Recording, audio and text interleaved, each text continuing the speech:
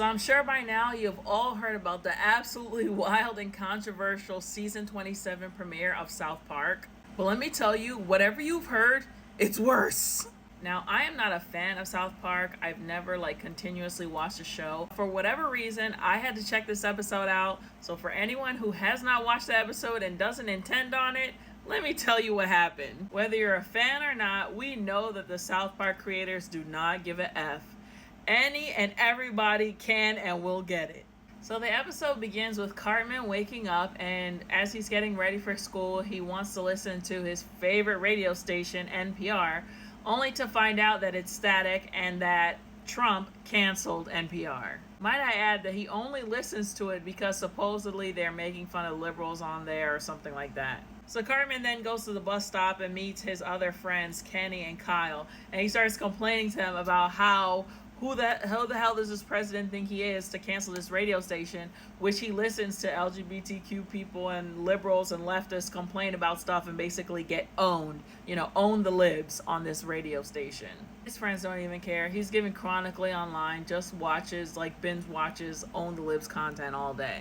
So next, their principal calls an assembly in the gymnasium. The principal then says you can call him a PCP, a Power Christian Principal, because he is now about to be promoting Christian nationalist ideas in the school. So then they literally invite the Lord and Savior Jesus Christ to come to the school and talk to the people.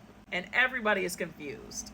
So then they show another character, Stan, at home with his family, and he's having dinner, and his parents are asking him, what happened at school today? Anything interesting? And he tells them that, Jesus came to the school. And his dad is basically like, Jesus came to the school? Jesus is not supposed to be in schools. What is he doing there? So later that night, the dad is really upset, and he's in bed asking his AI, is Jesus supposed to be allowed in schools? I don't want Jesus to be forced upon my kids. And basically, he's talking about how it's so nice to be able to talk to someone, that I can relate to. Meanwhile, his wife is sitting there mad because he's talking to his AI like she's his wife. The next day, the students are walking around the school, and Jesus is present in their school. So then Cartman ends up coming to the realization and horror that woke is dead. He complains about how everybody is just fine with using slurs for black people, POC, LGBTQ, and he doesn't know what he's going to do with himself if it's okay to use those slurs, because his whole identity was fighting the woke beast, but woke is dead, so now he doesn't know what to identify himself or what to enjoy. Later on in the neighborhood bar, the dad from earlier is watching the news with a whole bunch of other parents, and they're talking about how Trump is trying to get Christianity back into schools. There's people in the crowd talking about how we didn't vote for this, and then one of them says that he voted for Trump to get rid of all the woke stuff, but that R-worded F word is just putting money in his own pockets. So all the town parents break bottles, grab broomsticks, they're enraged, and they form a mob to go and take care of the president. But they basically break into the wrong person's house, former politician, and they are so confused because he's sitting there on the couch with his seemingly husband watching The White Lotus. One of the citizens ends up saying, so if he's here, who's the R-worded F word in the White House? Flash forward to the White House, and we have Carolyn Levitt knocking on the door in the Oval Office, complete with cross and all. She introduces the Prime Minister of Canada, who is not happy with how America is treating Canada.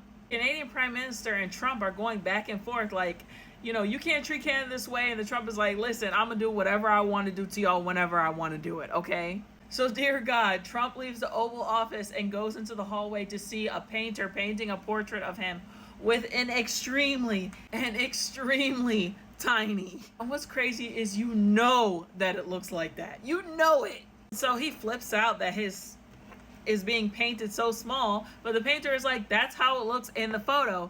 And then Trump says, I'm gonna sue you. And so he laughs about his ability to sue anybody, anytime, for anything. So then Trump goes to his bedroom, and he gets in his bed, and guess who is in his bed? Satan himself. Not Trump caressing Satan's arm asking for a little nookie. Like, come on, just a little, just give me a little something. Satan is being the uncomfortable wife, like, I don't want to. Not tonight. I have a headache. Satan even tells him, I don't want to do anything with you because I can't see the thing because it's so small. To which Trump slaps him and says, I'll sue you! So the next day, Cartman leaves home and he's super depressed that Woke is dead. He even passes by a bathroom that says men only and women only. And so now he has nothing to really be mad about. Which I really feel just goes to show you a lot of these people really just want something to hate. If they don't have something to hate, they have no identity. Back at the school, the principal calls Stan into his office to reprimand him for not wanting Jesus to be in his school. Stan tells him, like, dude, what happened? Like, you used to be woke, and now all of a sudden you're a super Christian nationalist? Like, how did we get here? So basically, the principal ends up forcing him to accept Jesus Christ into his heart, into his school, and at his lunch table, or else he'll be expelled. Stan's like, you can't do that, that's illegal. And he's like, everything is legal now in 2025. So then Trump is having a huge, like, Playboy Mansion style party at the White House when Carolyn Levitt then comes out to him and lets him know, like, President Trump, your supporters are starting to turn against you. Doesn't care. He's always telling people, relax, come on, get on the phone, relax, guys, I'm just doing what I want here, whatever. I'm gonna need you guys to take a look at these pictures in the back because this episode is not only about what you see in the foreground, but also what you see in the background, okay? It's just as crazy. All the people in the town, again, are super upset, and they're asking Trump to stop what he's doing, and he says, I don't give a F, I'ma sue all of you. So then we find ourselves back in Trump's bedroom with him once again derobing and getting in bed with Satan, caressing his arm. I can't with the finger. So Satan is not in the mood tonight to deal with Trump, and he lets him know that I don't want to do anything with you because some hoe on Instagram commented that you were on the Epstein list. And Satan's like, you need to tell me if you're on the list or not, because every time it's brought up, you tell people to relax, you tell people not to talk about it, and you always deflect. On the other side of town, we're at Butters' house, where Cartman has showed up to fulfill the self-deletion pact that he made with Butters. He made it with Butters, but Butters didn't want to do it with him. And isn't it interesting that Cartman is such an anti-woke tough guy, but he can't just self-delete himself. He has to take somebody else out with him. Then they cut to a live taping of 60 Minutes, who was actually embroiled in a real life lawsuit with Donald Trump, who was suing them for, I think, like $10 billion. And just was one of the moments where Trump is just using his power and influence in order to silence his critics. So they're on the news station talking about how the townspeople are questioning Trump's policies and his actions, and the news anchor calls them F words, or he's like, I don't know why they're doing this, they're probably F words or something, just depicting how scared people are to push back against the administration. So basically, people from the town are saying that it's not wrong to care for people, it's not wrong to own an electric car and want to improve the environment. Like, why are they trying to stomp over all these things that are literally have come from a positive place? More and more people are coming to the town square to fight against the president's oppression from the left and the right side, which I feel like is reflecting like what is actually happening in real life. So then out of the sky pops Jesus, and everybody's so happy because they're like, yay, we don't have to do this alone. So then Jesus walks amongst the people and hands out pieces of bread and tells them to eat this in remembrance of me. And he tells them under his breath like this, like, listen, I didn't want to have to come to the school, but it was because an agreement that I had with Paramount, we had to basically do it. It was a part of a lawsuit, like, hurry up, eat the bread, don't talk, don't let anyone know we're talking about this. Even Jesus is getting sued by Trump. And of course, this is why South Park probably has been on the network for so long, because of their ability to be up to date, current on issues that are literally happening days before the episode premieres. You know, they're alluding to the current merger that Paramount is trying to have with ByteDance. And so all of this is intertwined because 60 Minutes is a part of CBS. They are being sued by the Trump administration. Paramount wants to have a huge merger, which is a monopoly. And so they want their merger to go through. And so in order to appease Trump, to help their merger go through, they are doing these kind of little side things like firing people, canceling shows, you know, getting rid of people who are against the administration or who Trump has some kind of beef with.